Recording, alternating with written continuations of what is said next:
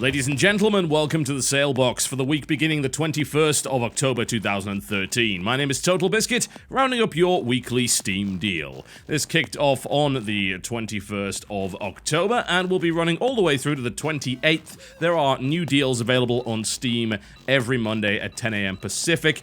Please bear in mind that if you went to the deals section and found extra games there, that's because Valve has a tendency of sneaking a few in every once in a while, and unfortunately I cannot see the future. This was recorded on Monday.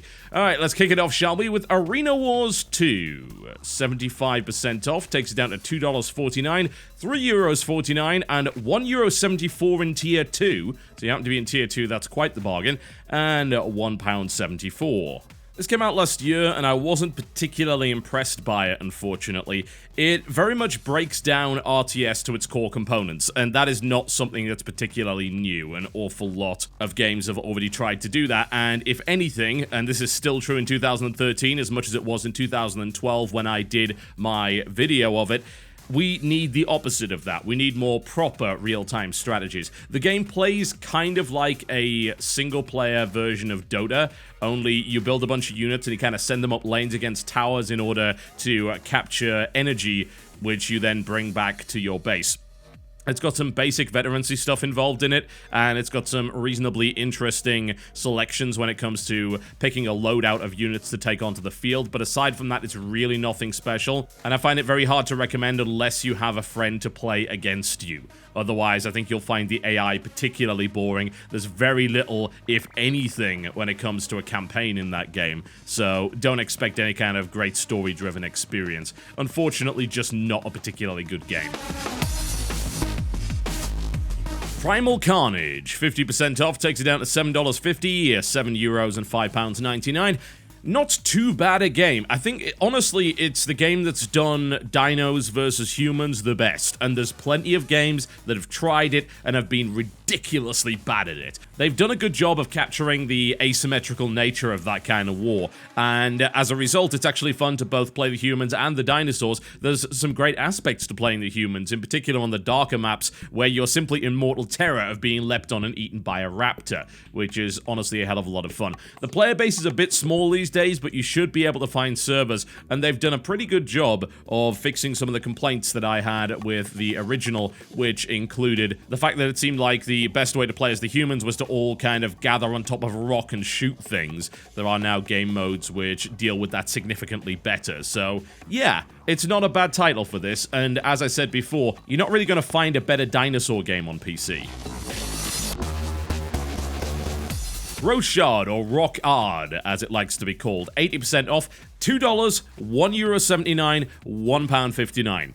This is an absolute bargain. Rochard is a fairly humorous action platformer, and a lot of it is based around gravity manipulation. It's got a nice character to it, it's got a nice aesthetic, and it does combat in a pretty interesting way, which often involves just throwing stuff at enemies using an industrial space-age gravity launcher. It's quite the thing. For this price, I would unquestionably recommend it right out of the gate. It definitely does not have enough problems to justify ignoring it for that cost, unless, of course, you're really sick of platformers. But this one does enough differently to be interesting. Check out my full video for more information on that one. Serious Sam Double D XXL, 75% off, takes down to $2.50, €2.50 and £1.75. This is one of the interpretations of Serious Sam that was done during a rather weird campaign, to say the least. It's developed by Mommy's Best Games. There was another one, actually, called Serious Sam the Random Encounter, which was more of an RPG. This one is a side-scrolling action game. It is utterly brainless, but it has something called gun stacking. You can stack guns on top of other guns, which is the rather unique mechanic of this game. It's a bit ugly, I gotta say, and unfortunately the co-op doesn't work online, it's only local, that meaning at the same PC, not local area network.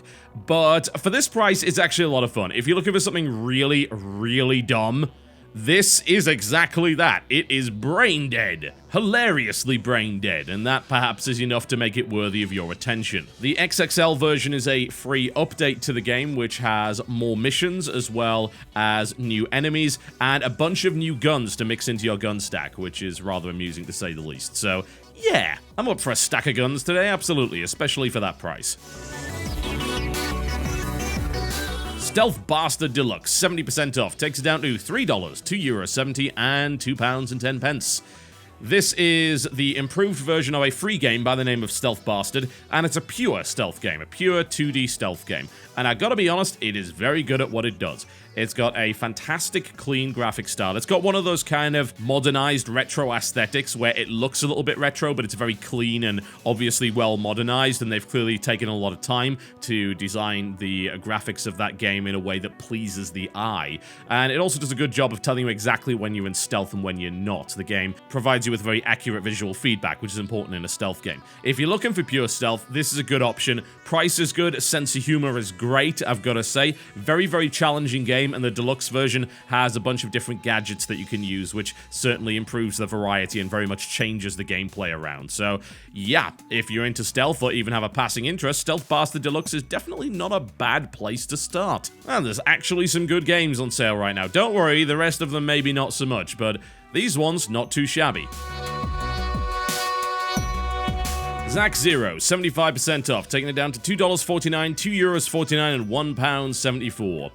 I am not a big fan of this game at all. It had some interesting ideas, but they were not well executed. One of the biggest problems I had with the game is that it was littered with 2.5D issues. We've had this spat of 2.5D platformers coming out over the last few years. Some do it well, some don't. Zack Zero is one of the worst offenders when it comes to confusing the player between what's in the foreground and can be interacted with and what's in the background that can't, which often involves you jumping into pits. It's pretty damn infuriating. It's also got some minor backtracking, which artificially extends the length of the levels, and it has a really serious problem with enemy variety, as in it just doesn't have any. The levels that I played had the same enemies over and over again. I fought the same boss 3 times in a row, didn't do anything different. So I'm afraid this is not a particularly good 2.5D action platformer. There are plenty of other examples. Hell, I just gave you one. Rochard, get that one instead. It's a hell of a lot better. Zeno Clash 2, 50% off, takes it down to $10, €9.49 in Tier 1, $6.99 in Tier 2, and £7.49. So this is a first-person melee game set in a rather strange alien world. And it's the sequel, of course, to the original Zeno Clash, which was a very focused game, yeah? It didn't really explore the world too much, but it put up some interesting set pieces and some really cool arenas, and also gave you a really nice fighting system.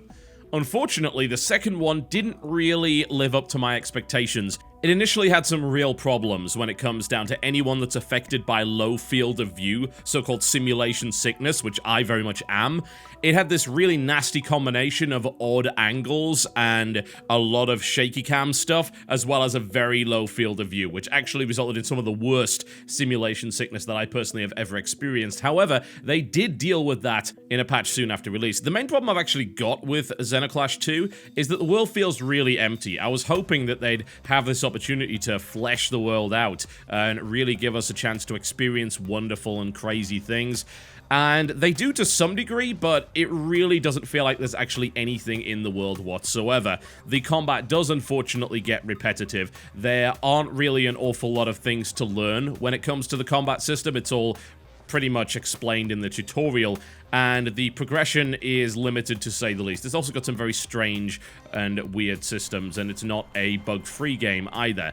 However, if you've not played the original Zeno Clash, 1, I would recommend you play the original Zeno Clash, and 2, for this price, it might be worth having a look at if you're really interested in the idea of first-person melee, because all credit to the guys over at Ace Team, they did a really good job of simulating melee in first person, and there are very few games that do that well.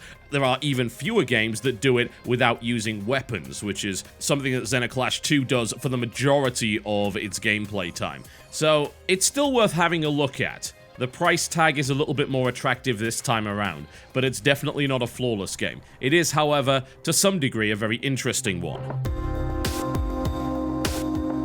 The AI War Collection, 75% off, $4.24, €4.24 Tier 1, €1.74 according to our conversion site here in Tier 2. That's absurdly low. That may be an error, I've got to say, and that might be something that gets corrected, but if it's not, Hell yeah, if you're in tier 2, you should get it for that price. And then £3. This is... I have said it many times before, and I'm going to keep saying it till I'm blue in the bloody face. This is a really interesting game that you should not ignore because there is nothing else like it on the market. It is primarily, but not exclusively, a cooperative-focused player versus environment real-time strategy game in space, which is very, very odd indeed. The idea is you are fighting a war against this malevolent AI that acts in a very strange way. It's very much an asymmetrical conflict, and there's a lot of really interesting stuff thanks to the fact that this particular bundle has a ton of the expansions in and adds all sorts of crazy nonsense. There's a ridiculous amount of gameplay to be had here,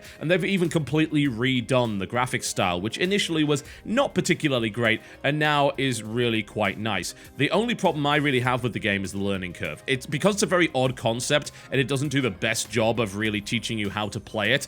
It's a game that unfortunately can be a little bit of a struggle for some people. I would also say again that it plays better in co-op, which can be done online as opposed to in single player. Regardless though, I think it's something that you should have a look at, especially at that price point. It's very unique and that in itself is valuable, I feel. And it does what it does really well. You're not going to find a huge number of games that really even compare in terms of the unique nature of this title. Clickr, 70% off. That's $3 at €2.70 and £2.40. I'm gonna shatter some illusions here, folks. I haven't actually played every video game in existence, just a lot of them. And this is one that I have not played. Apparently, no one else has either, because finding information on this game is extremely difficult. It is a Korean puzzle game, one of those weird Korean puzzle games with strange animals and stuff. It actually seems like a little bit of fun looking at the trailer for it, but I can't tell you a damn thing about this. Except for the fact that Grim Reaper's in it at some point, and there's also some strange blocky animals, and everyone seems really happy about everything. So, a standard Korean game then. Crazy Machines 1 and 2, both 66% off, taking it down to $3.39, €3.39 and £2.37, or pretty much double that for Crazy Machines 2. This is a series of puzzle games which involve building these rather strange contraptions. They're kind of Rube Goldberg-style machines, and of course you have to do so in order to achieve the objectives. This is a game that's actually been surprisingly well reviewed for the most part, and an awful lot of parents have actually said that they've enjoyed this, simply because their kids really dug it. It's an interesting way of communicating some basic physics to children, as well as then providing some enjoyable gameplay as well. So it's a bit weird. It's kind of like an edutainment title, but it has enough value as a game in its own right to actually be worth having a look at. Crazy Machines 2 really didn't advance the concept all that much, which is why it wasn't all that well reviewed, but I can definitely see the attraction of playing games like that. Just bear in mind, though, that the original was released in 2005, so you are looking at something that may potentially suffer from problems on modern operating systems, and that you will have to play in a 4:3 resolution. Death to Spies Gold, 75% off, that's $6.24, €4.99 and £4.99. It's a Hitman-style stealth game set in the Second World War, essentially. It's by 1C, who unfortunately don't make all that many great games. They're a Russian developer and publishing house that release a number of games which can be considered knockoffs, but some of their own original stuff as well. This one is probably one of the better ones that they made, though, and that's mostly because it does come with the sequel Moment of Truth, which does fix some of the issues of the original, but there are still plenty of complaints. It's a very challenging game, but it's also a game that has parts which really do feel like trial and error. And also, let's be honest, it is not a good-looking title. It is certainly not something that really keeps up with modern-day games. And honestly, we're seeing a pretty nice stealth revival right now, which consists of a number of games which are better than this. And to some degree, Dishonored, and then, of course, Stealth Bastard Deluxe, as we mentioned there earlier. And we've had a few decent recent Splinter Cells, and even the older Splinter Cells, I would say, are still more graphically capable and just better designed games in general than this. If you're desperate for a stealth game and you're particularly interested in the subject matter, it is not the worst game ever. It's definitely very playable, but you may run into frustrations from time to time. Fantasy Wars, 75% off, that's $3.74, €3.24 and £2.49. This is by the same developer that made Warlock Master of the Arcane, and also Elven Legacy, which is the sequel to Fantasy Wars. It's not a bad turn-based fantasy game. it unfortunately, in my experience of it, and I played a good amount of this, really doesn't do anything new whatsoever. It is about as generic as it gets. I mean, even the name is about as generic as it gets. It's mostly hex-based and it is combat-focused, but it's not a game that does anything special whatsoever. It's competent at what it does, but frankly, Elven Legacy was better, and I feel that Warlock Master of the Arcane was better still after that. So honestly, I think it's something you can very much skip. If you see Warlock on sale, then by all means grab that, because in my opinion that game is great, but Fantasy Wars really doesn't have a lot to offer these days. Ittle Dew. No, I'm deadly serious, that's what it's called. 50% off, takes it down to $7 at €5 and £5. This is a rather weird mix of block-pushing puzzles, Metroid and Zelda. Yeah? Which is a little strange, to say the least. You play a young girl who happens to be on an island full of wonderful things to discover and is followed around by this fox that seems absolutely bored with everything that's going on. The graphic style is what stands out the most here. It's got this hand-drawn aesthetic and really cutesy animations. And if I were the kind of person that liked block-moving puzzles, I would absolutely play this game. I cannot stand block-pushing puzzles, but you might. And honestly, it may be worth looking into. It got fairly middling reviews across the board, honestly. There are complaints about it being a little bit short, the boss fight being particularly poor, as well as the fact that the game simply doesn't really bring anything new to the table. It just takes concepts and jams them together from previous games. But if you're looking for something a little bit short that happens to scratch those block-pushing itches, then there you go. There is something that can do just that for you. Jack Keane 2, 60% off, that's $12, €12 and £10. This, unfortunately, in the age of Telltale games, as well as great stuff like the Deponia series, is one to avoid. It is a barely competent point-and-click adventure with some light action sequences which really don't cut the mustard. It may well be simply due to the fact that I don't like these kind of games, but frankly, the frustration to be had from the puzzles is absolutely ridiculous. They don't seem well designed at all, and they take far too bloody long to get through. The characters also don't really have an awful lot going for them, and frankly, the writing in a game like this has got to be spot on in order to get people genuinely interested in it, and they really don't do that all that well. So, very, very middling point and click. Very much so, and certainly not something I can really recommend with so many other great point and clicks floating around at the moment. Rain Conflict of Nations, 75% off, that's $5 at €4.49 and £3.74. What you're basically looking at here is a Russian-developed Total War, only not as good. Usually I would say not even close, but since the release of Rome Total War 2 was plagued by horrible issues, I don't know, maybe it is quite close. Regardless though, it's not all that enjoyable. It came out 3 years ago, and you're better off playing stuff like Medieval or indeed the original Rome, because it's just flat out better. The interface is clumsy, the actual tactical battles are pretty weak. What I will say is the strategic element, the management overview, has somewhat more depth than your average Total War title, so that's a little bit of a strength for it, but frankly, otherwise it just doesn't stand up very well to its competition. I've said that a few times today, haven't I? And kind of rightfully so, because a lot of these games are by 1C, and that, if anything, is their modus operandi. Space Empires 4 and 5, 75% off, that's at $5, €5, £3.49. This is worth it for Space Empires 4, which is widely considered to be one of the best 4X space strategies ever made. And it is really, really good if you can get over the fact that it's bloody ancient. It is chock full of mod potential. There are so many mods available for this game, which certainly make it very attractive to those looking for good value. In fact, I would just skip the pack entirely and get Space Empires 4. Just bear in mind, though, that this is not a new game. It came out in 2006. It has been around for a while, and it definitely shows it. The interface is a little bit clumsy, but for Space 4X, this is pretty damn awesome. Space Empires 5, unfortunately, was a disaster on launch. It had so many problems with it. It had AI issues that were just ridiculous. I mean, they made Rome 2 look like the most advanced game ever, and it was also buggy as all hell with some very odd design decisions. It may have improved since then, but I'm gonna be honest, when I tried it back when it came out, I was very disappointed, and I did not go back to it. Spellforce Complete, 75% off. Takes it down to $12.49, €12.49, and £9.99. Spellforce is pretty good. Admittedly, it's a little bit out of date. It's a strategy game with some RPG elements. It reminds me, for the most part, of Warcraft 3, actually, and it does it surprisingly well.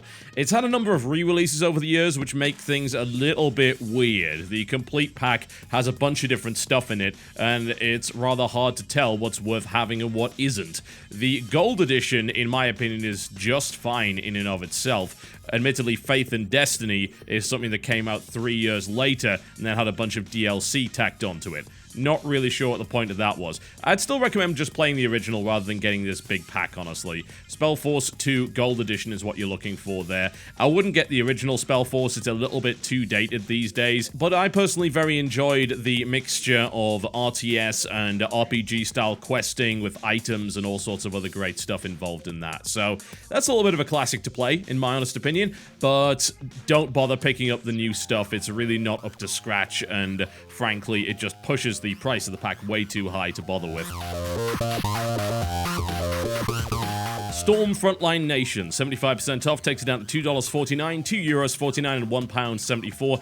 This is a hex-based war game. It's not particularly complicated, at least not in comparison to most in the genre, and it is accessible to those who maybe have a passing interest in it. And of course, it does help that it's based around an alt future, which is a particularly attractive theme for an awful lot of people, and rightfully so, I think. It doesn't really do anything particularly well, though, and that's something that I think a lot of the games on this Salebox list very much are guilty of. At the price point, it might be worth trying if you're looking for a turn-based war game. If you're really into war games, you're probably going to end up being disappointed because it doesn't really have enough depth, and it also happens to suffer from balance issues and AI problems. It's worth a little bit of a dip into, though. It is not terrible, it does what it does relatively well, and it might be worth trying out for the price tag. I would never have bought this for full price, though. Absolutely not. Test Drive, Ferrari Racing Legends, 75% off. That takes it down to $5, €4.75, £3.75. In my opinion, this is a bog-standard racing game that is maybe, just maybe, worthwhile because it happens to be very, very cheap. Compared to the other Test Drive games, it doesn't really have anything close to the amount of interesting stuff to do. Test Drive wasn't so much a car simulation as it was a lifestyle simulation. Ferrari Racing Legends is not at all.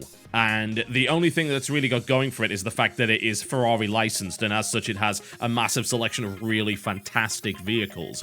Aside from that, though, it's about as bog standard as you get when it comes to racing. So if you're looking for a bog standard racer and you happen to really enjoy Ferraris, hey, why not? You can't get Ferrari F355 Challenge on the PC, which was the best Ferrari game of all time, so I guess you'll have to settle with that instead. If you don't have an interest in the brand, then you're probably best off avoiding it, because let's be honest, a lot of racing games do exactly the same thing, but better.